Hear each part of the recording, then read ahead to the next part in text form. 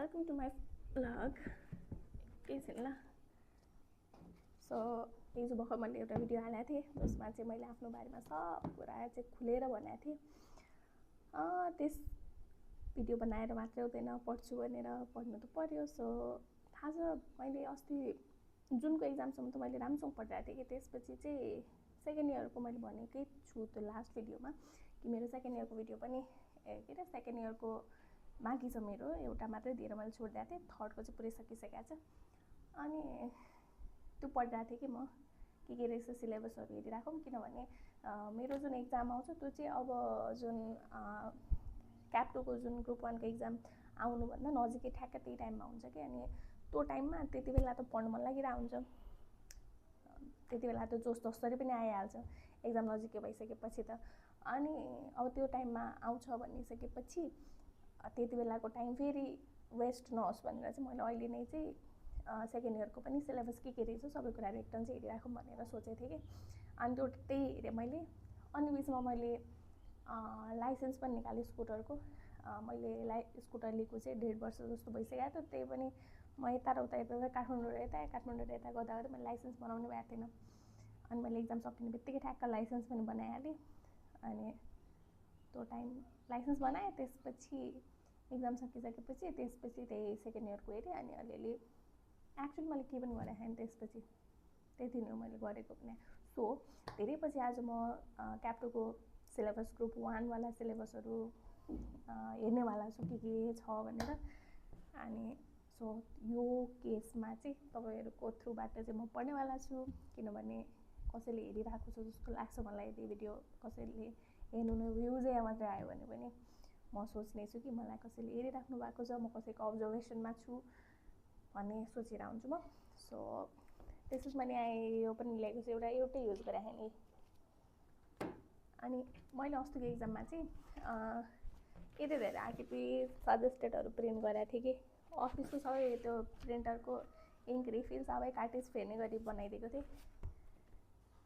तर यो 3वटाको छ, अकाउन्टको पनि छ। अकाउन्टको चाहिँ मैले क्वेसन मात्र प्रिन्ट गरेको थिएँ, कम्प्युटरबाट हेर्छु भनेर सोचेँ। एन्सर चाहिँ ठुलो स्क्रिनवालामा त सजिलो हुन्छ हेर्न भनेर।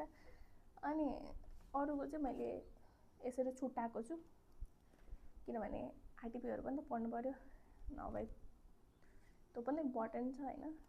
अनि आरटिपी सजेस्टेडहरू छ यसमा, अस्तिको एटेम्पको चाहिँ छैन किनभने आएकै छैन। पहिला चाहिँ अब म काठमाडौँ जाँदैछु भनिसकेपछि यता पछि अब प्रिन्टर त हुँदैन मसँग भनिसकेपछि पहिला त म के छ मसँग, पहिला यही मध्ये चाहिँ के छ के प्रिन्ट गर्नुपर्ने छ भन्ने कुरा चाहिँ पहिलो कुरा म पहिला छुट्याउँछु। सब्जेक्ट वाइज यसलाई म उयो गर्नु पऱ्यो, अनि त्यही अनुसारले गर्छु है त। सो मसँग एउटा डायरी पनि छ, उल्टो देखाएको छु ए नोबेल ब्याङ्कको एकजना सरले मेरो दाइलाई दिनुभएको थियो, अनि मैले चाहिँ लिइहालेको थियो, मलाई राम्रो लाग्यो। अनि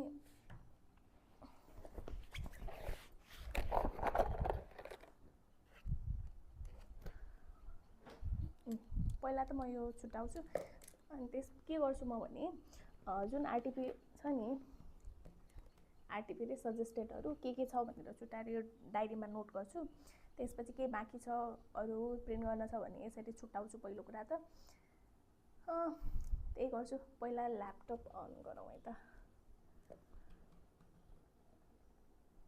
एकछिन ल्यापटप अन गर्छु म। एकछिन चाहिँ तपाईँहरूले मलाई साथ दिनुपर्छ, किनभने सुरु गर्न यति गाह्रो हुन्छ। खासमा मैले युट्युबमा भिडियो हाल्न थाल्नुको कारण पनि त्यही हो कि सुरु गर्न सजिलो होस् भनेर। सो अनि मेरो बोलिराख्ने बानी त छँदै नै छ। के आयो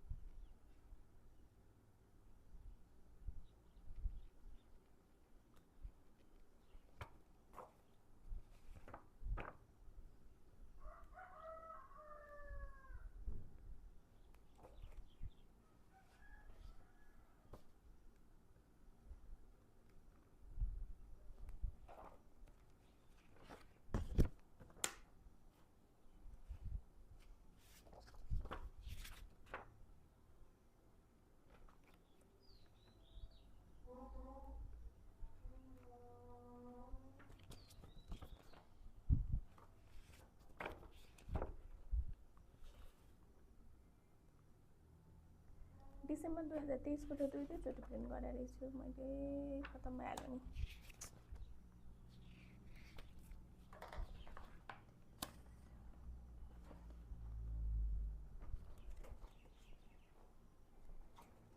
दुईटा प्रिन्ट भएछ नि यार।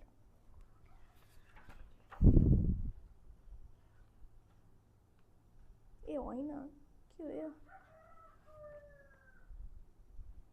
होम मेकर भन्नेवाला सुरुमा थियो, यसमा त होम मेकरै छैन भनेपछि यो अरू नै के होला। December 2024 maybe, I don't know. यो त लको एमेन्डमेन्ट भइहाल्यो। अनि मसँग के हो यो जुन 2022 आरटिपी, यसको क्वेसन मात्रै सम्म छ जुन 2022 को।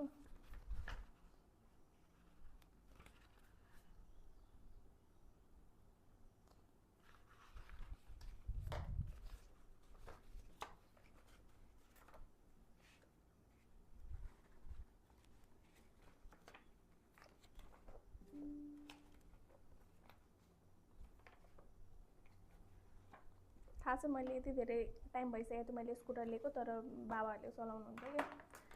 अनि खालि लाइसेन्स लिन्छु, लाइसेन्स नबनाउने भनेर सुधाइ गर्दै सबले। म खालि एक्जाम सकेपछि बनाउँछु भनेको मेरो क्याप 2 को एक्जाम जस्तै भइसकेको थियो कि मेरो लाइसेन्स पनि। फाइनल मैले अस्ति बनाएँ, सो लेट्स होप यो पालि त पास हुनुपर्छ मैले। के थियो यसको आन्सर कहाँ गयो?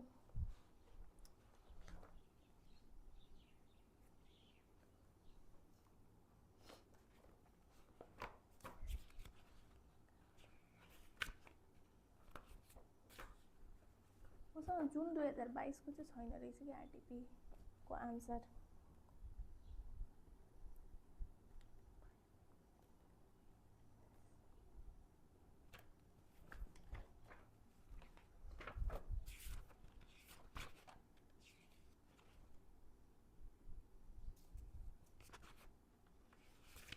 कुन चाहिँ हो के थाहा नहुने भने।